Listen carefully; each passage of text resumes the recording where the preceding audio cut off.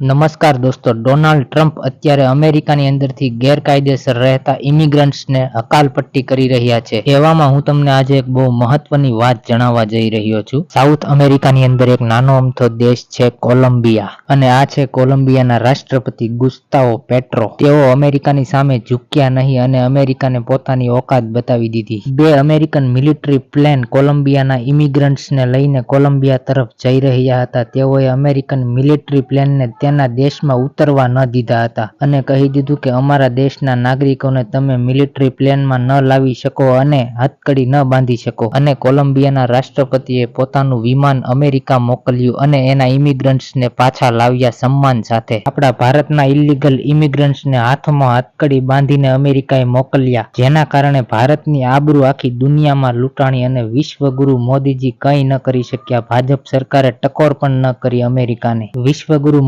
મોટી ફાકા ફોજદારીઓ કરવામાંથી ઊંચા નથી આવતા. ભારતે કોલંબિયા જેવા નાના દેશ પાસેથી શીખવું જોઈએ કે આર્થિક લાભ અને નુકસાન તેના લોકોના સ્વાભિમાન કરતા વધારે નથી. કોલંબિયા જેવા નાના અમથા દેશે અમેરિકાને પોતાની ઓકાત બતાવી દીધી, તો ભારત આવું કેમ ન કરી શક્યો? નીચે કોમેન્ટની અંદર જણાવજો.